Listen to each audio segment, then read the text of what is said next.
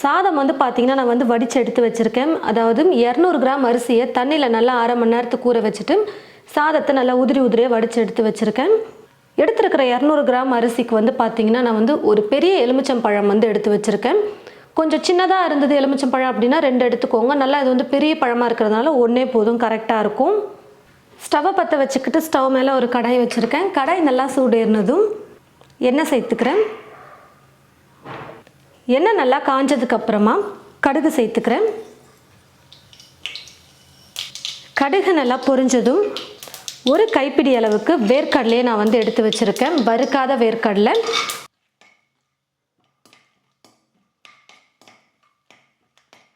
வேர்க்கடலை லைட்டாக வறுப்பட்டதுக்கப்புறமா இந்த மாதிரி ஸ்பூனில் 2 ஸ்பூன் அளவுக்கு நான் உளுத்தம்பருப்பு அளந்து சேர்த்துக்கிறேன். 2 ஸ்பூன் கடலைப்பருப்பு சேர்த்துக்கிறேன்.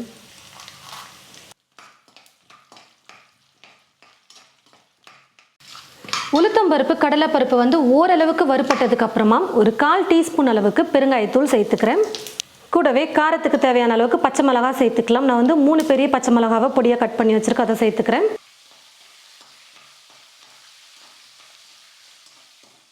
இந்த மாதிரி பருப்பு வந்து நல்லா வறுப்பட்டதுக்கப்புறமா இது கூட மஞ்சள் தூள் ஒரு 1/2 டீஸ்பூன் அளவுக்கு சேர்த்துக்கிறேன். உப்பு தேவையான அளவுக்கு சேர்த்துக்கிறேன். சாதத்துக்கும் சேர்த்து இப்போவே உப்பு போட்டுக்கலாம். கூடவே கருவேப்பிலை கொஞ்சம் சேர்த்துக்கிறேன்.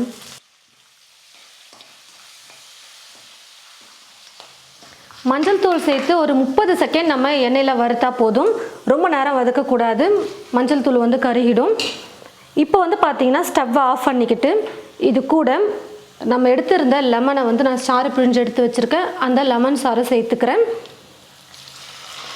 ஸ்டவ்வை பற்ற வச்சுக்கிட்டே நம்ம வந்து லெமன் சாறு சேர்க்கக்கூடாது, கசப்பாயிடும் லெமன் சாதம். அதுக்கப்புறமா சாப்பிடும்பொழுது ஸ்டவ் ஆஃப் பண்ணிவிட்டு எலுமிச்சை சாறு சேர்த்துட்டு இப்படி லைட்டாக கலந்து கொடுத்துட்டு அதுக்கப்புறம் நம்ம எடுத்து வச்சுருக்கிற சாதத்தை வந்து சேர்த்துக்கலாம்.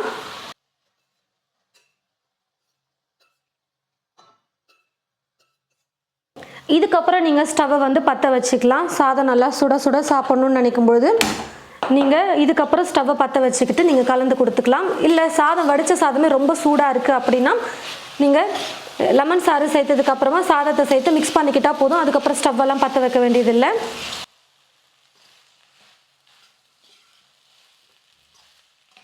பாருங்கள் ஃப்ரெண்ட்ஸ், எல்லாத்தையும் சேர்த்து சாதத்தோடு நல்லா கலந்து கொடுத்துக்கிட்டேன். இப்போ நான் வந்து ஸ்டவ் ஆஃப் பண்ணிடுறேன்.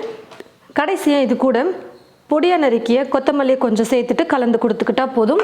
நல்லா டேஸ்டியாக ஒரு 2-3 நிமிஷத்துலேயே நம்ம லெமன் ரைஸ் வந்து செஞ்சிடலாம். சாதம் மட்டும் நீங்கள் வடித்து எடுத்துக்கிட்டிங்கன்னா போதும்.